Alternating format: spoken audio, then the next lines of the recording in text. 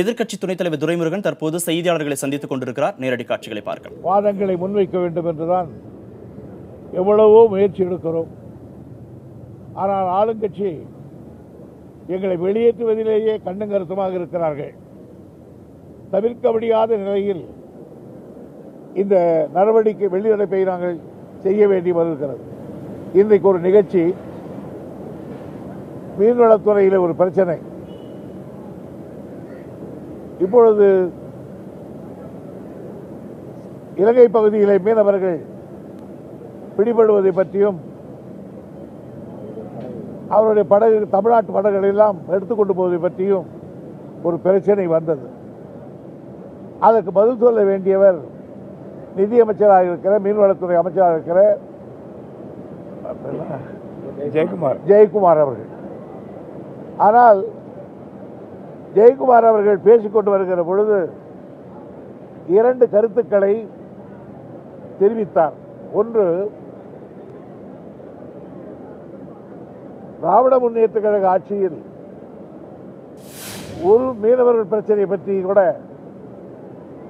நடவடிக்கை எடுக்கவில்லை, பறிபோன படகுகள் ஒன்றை கூட மீட்கவில்லை, துப்பாக்கி சூளை பற்றி எதையும் கவலைப்படவில்லை என்று அடுக்கடுக்கான குற்றச்சாட்டை சுமத்தினார்.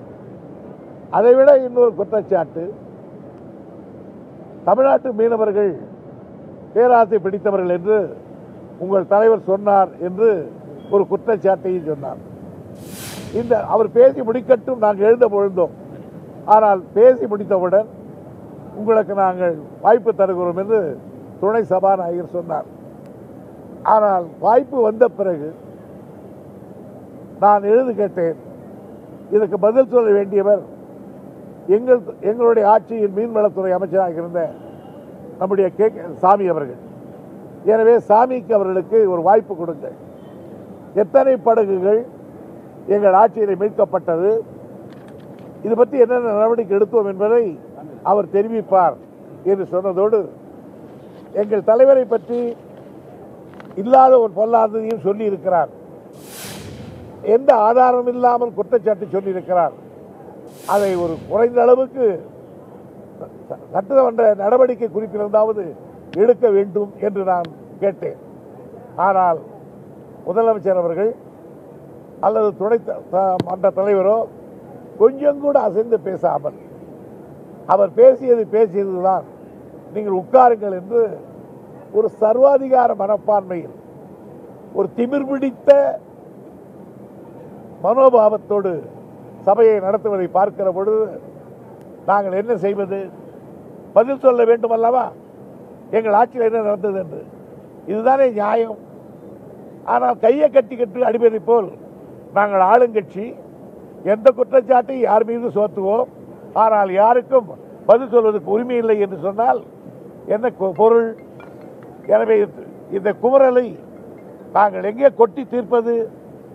இந்த குமரலை மக்கள் மத்திக்கு போக வேண்டுமானால் நாங்கள் இப்படி உங்களை மீடியாக்களை பார்த்து தான் சொல்ல வேண்டும். நாங்கள் அமைதியாக மன்றத்தில் அமர்ந்திருந்தால் இந்த பிரச்சனை வெளியில் தெரியாது. என்ன பேச்சு வரும்? திராவிட முன்னேற்ற கழக ஆட்சியில் செய்த அதன் மீது சாட்டப்பட்ட குற்றச்சாட்டுகள், ஒரு போட்டை கூட திமுக ஆட்சியில் மீட்கவில்லை, பயங்கரமான குற்றச்சாட்டு நிதியமைச்சர் என்றல்லவா வரும். இவ்வளவு பேர் உட்கார்ந்திருந்த திமுக காரன் ஒரு நாள் பதில் சொன்னானா என்று மக்கள் கேட்க மாட்டார்களா? ஆகவே எங்களை கேட்பதற்கு பதில் சொல்வதற்கு முடியாத காரணத்தால் எங்களை அமைதியாக உட்கார வைத்து விட்டார். எனவே அதை கண்டித்து நாங்கள் வெளிநடப்பு செய்ய வேண்டிய நிர்பந்தம் வந்திருக்கிறது. இருந்தாலும் இந்த செய்தியை மக்கள் மன்றத்துக்கு தெரிவித்துவிட்டு மீண்டும் நாங்கள் சபைக்குள்ளே போகிறோம். அத்தோடு நம்முடைய நண்பர் அன்பழகன் அவர்கள் காலையிலே இருந்து கேள்வி நேரம் தொடங்கியதிலிருந்து கையை தூக்கி கொண்டே இருக்கிறார். அவருக்கு தரப்பட்டது அந்த கடைசி மூலை, அந்த இடம். ஆனால் பொதுவாகவே அந்த இடத்தில் சபாநாயகருடைய கண்ணோட்டம் போகாது. இருந்தாலும் குரலை கொடுத்து எழுப்பி பார்த்தார், முடியவில்லை. மீண்டும் அந்த குரலை நாங்கள் எல்லாம் எழுந்து நின்று விட்ட காரணத்தால் சபாநாயகருடைய கவனத்தை ஈர்ப்பதற்காக தன்னுடைய இடத்தை விட்டு கொஞ்சம் 2 அடி 3 அடி முன்னாலே வந்து குரல் கொடுக்க ஆரம்பித்தார். உடனே அவரை சபாநாயகர் அவையினுடைய உரிமை நடவடிக்கைகளை மீறிவிட்டார் என்று உடனே அவரை இன்றைக்கு முழுதும் சபையிலிருந்து நீக்கம் செய்திருக்கிறார். இந்த ஒரு அராஜகமும் சபையிலே நடந்தேறி இருக்கிறது. சார், இன்னைக்கு வந்து அவர் அமைச்சர் ஜெயக்குமார் பேசும்போது பேராசை பிடித்த மீனவர்கள் முன்னாள் முதலமைச்சர் வந்து சொன்னதை வந்து திமுக தலைவர் சொன்னதை அவையில பதிவு செய்யப்பட்டிருக்கு. அதை தான் அப்ப எடுத்து சொன்னு ஒரு விளக்கம் கொடுத்திருக்கிறார். சரி, சபையில சேர்ந்தால் அவர் காட்டியிருக்கணும், ஆதாரம் காட்டியிருக்கணும். நாங்க அதே திருப்பி சொல்றோம். ஜெயலலிதா இதை விட மோசமா பேசியிருக்கா, அதுக்கு நாங்க சொல்றதுக்கு பதில் சொல்றோம். சொல்ல விட்டிருந்தா இதை விட மீனவர்களை பற்றியும் அங்க இருக்கிற ஈழத்தமிழர்களை பற்றியும் என்னென்ன மோசமான வார்த்தைகளை ஜெயலலிதா பேசினார் என்பதை நாங்கள் சொல்லுவோம். அதையும் சபை குறிப்பில் இருக்கு, அதையும் நாங்கள் எடுத்து சொல்லுவோம். அதுக்கு எங்க கொடுக்கணுமா இல்லையா? யாருக்கு தெரியும்? இல்லைன்னு சொல்றாரு. தலைவர் சொல்லல. அப்ப என்ன செய்யணும் தெரியுமா? நியாயம் அப்படி வந்தால் உண்டா இல்லையான்னு வந்தால் அந்த அந்த அந்த பிரச்சனை வருகிற வரையில் அது சபை குறிப்பில் ஏற்றக்கூடாது. மறுபடியும் அது ப்ரூவ் பண்ண பிறகுதான் செய்யணும். அதுதான் நியாயம் செய்வாங்க. ஆனா கண்மூடித்தனமா நடந்துக்கிறாங்க இந்த சபாநாயகர். அந்த வார்த்தையை நீக்க சொல்லி திமுக தொடர்ந்து வலியுறுத்துமா? வலியுறுத்தும். அதான் கேட்பீங்க. கண்டிப்பா கேட்போம்.